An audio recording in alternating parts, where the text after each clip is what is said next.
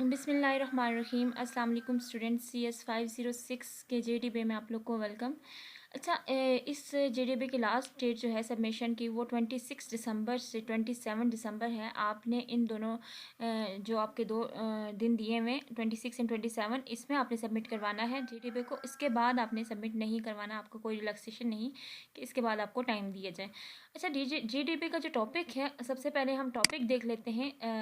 Topic देखने के बाद हम समझते हैं कि टॉपिक में हमें क्या बताया और हमने क्या आंसर करना है। तो देखें, टॉपिक हमारे पास है। अगर आप टॉपिक को अच्छी तरह से समझ सकते हैं तो मुझे उम्मीद है कि हर जो स्टूडेंट है वो अपना JDB खुद तैयार कर सकेगा। तो टॉपिक को अच्छे से समझे। देखिए, हमारे पास दिया हुआ है सन माइक्रोसॉफ्ट क्रिएट्स अ जावा, कि सन माइक्रोसॉफ्ट ने जावा बनाई। उसमें हाई लेवल लैंग्वेज है, ऑब्जेक्ट ओरिएंटेड है उसमें, and platform independent programming language है। We can create a deliver web based content, games, enterprise apps, यानी जितनी भी कैरेक्टरिस्टिक्स हैं जावा के अंदर और उसको किसने बनाया है, यहाँ से लेकर यहाँ तक तमाम जावा की जो है वो खुसूसियात या तारीफ़ उसको की गई, उसमें क्या क्या कैरेक्टरिस्टिक्स हैं वो आपको बता देगी।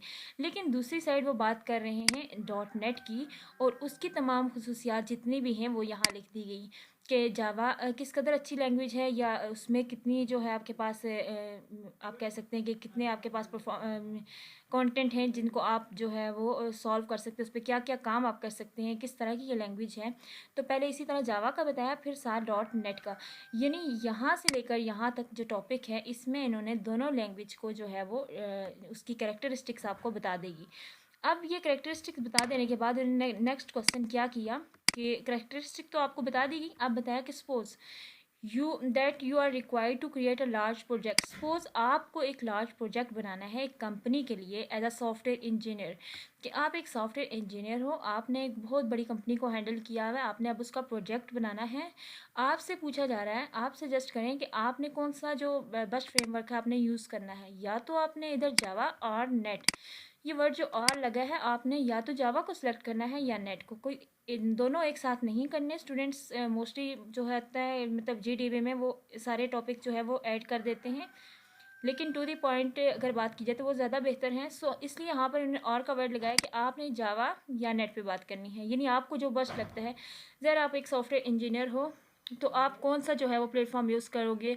देखें, कैरेक्टरिस्टिक्स तो दोनों को बता दी गई ना, अब आपने कोई एक सिलेक्ट करना है जो आपको बेटर लगता है, लेकिन जो आप सिलेक्ट कर रहे हो फिर आप उसका रीज़न बताओगे कि आपने किस वजह से इसको सिलेक्ट किया, इसमें क्या ऐसी कैरेक्टरिस्टिक्स थी या ऐसी क्या वजह थी, ऐसा क्या रीज़न था कि आपने जावा अगर किया है तो जावा क्यों किया है, नेट किया है तो नेट क्यों किया। यानी आपको ये एक आंसर बताओ पहले स्पेसिफिक, या तो .NET है या फिर जावा, ठीक है, जो आपको बेटर लगता है आप वो बताओ, उसके बाद बताओ कि आपने किस रीज़न से किया है।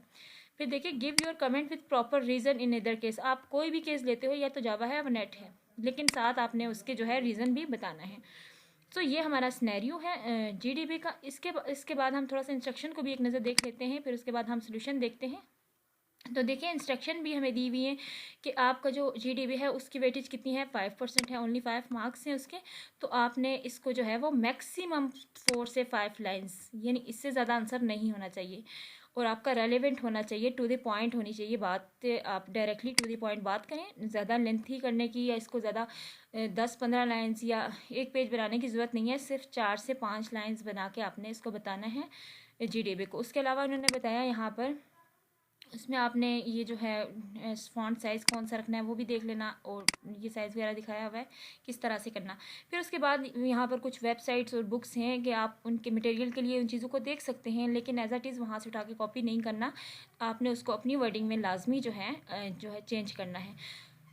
ये हमारा JDB है, जिसमें आपने जस्ट इतना बताना है कि आप एज अ इंजीनियर कौन सी जो है प्लेटफॉर्म या कौन से सॉफ्टवेयर को आप जो है वो सिलेक्ट करना चाह रहे हो, या तो जावा को कर रहे हो या .NET को। तो मेरे पॉइंट ऑफ व्यू से, यानी जितना मैंने देखा इसको और मैंने समझा, तो मुझे यही लगा कि .NET चूज़ करना चाहिए, क्योंकि इन्होंने सिनेरियो में मेंशन ये किया है कि लार्ज कंपनी के लिए आप प्रोजेक्ट बना रहे हैं। तो लार्ज कंपनीज़ क्या करती हैं, वो प्रोडक्टिविटी पे बहुत ज़्यादा फोकस करती हैं। इसलिए हम इस पे क्या करते हैं कि वो यूज़र फ्रेंडली भी हैं, तो हम इसको .NET को जो है इसकी फ़ीचर्स को अगर देखें तो इसकी यही हमारे पास ये एक एडवांस लैंग्वेज है, और इसमें क्या है, ये एरर को भी खुद डीबग वगैरह करता है। तो हमने .NET ही सिलेक्ट किया है, ठीक है। तो मैं अपना पॉइंट ऑफ व्यू बता रही हूँ कि यहाँ पे हमने .NET सिलेक्ट किया है। सो मैं आपको सोल्यूशन भी दिखा देती हूँ उसकी तरफ। तो देखें, ये हमारे पास सोल्यूशन है डॉट नेट का कि ये हमारे पास एक मेच्योर लैंग्वेज है, ठीक है, रिलायबल है। थोड़ी सी जो कैरेक्टरिस्टिक्स थी या कुछ ख़ास बातें थी इसके अंदर, तो वो मैंने यहाँ पर लिख दी कि ये चीज़ें इसमें थी, तो इस वजह से मैंने डॉट नेट को जो है वो चूज़ किया है। पोर्टेबल थी डॉट नेटवर्क, उसके अलावा मल्टी थ्रेडिंग को सपोर्ट करती है, ठीक है। उसमें बहुत सी और भी चीज़ें हैं कि you can use multiple languages, editors और बिल्ट इन लाइब्रेरीज इसमें बहुत सी होती हैं जो जैसे जावा में भी है, लेकिन यहाँ तो हमने सेलेक्ट डॉट नेट किया है, तो हम इसलिए उससे रिलेटेड बात कर रहे हैं कि इस रीज़न की वजह से हमने क्या किया है, जो एक एडवांस लैंग्वेज को जो है हमने सेलेक्ट किया है डॉट नेट को। तो होप्स हो कि आप लोग को समझ आ गई होगी। तो ये था हमारा आज का जीडीबी जो आपके सामने है। इसके अलावा अगर आप चाहते हैं तो आप मज़ीद इसको खूबसूरत बना सकते हैं, आप इस पर मज़ीद सर्च करें, इसमें आपको जो बेहतर लगता है वो करें जिस तरह आप चाहते हैं। लेकिन मेरे माइंड में जो आइडिया था, जो मेरे माइंड में जो सोल्यूशन था, वो मैंने आपसे शेयर किया। तो मुझे उम्मीद है कि आपको इसकी समझ आ गई होगी। तो आज के लिए इतना ही था। ओके, अल्लाह हाफिज़।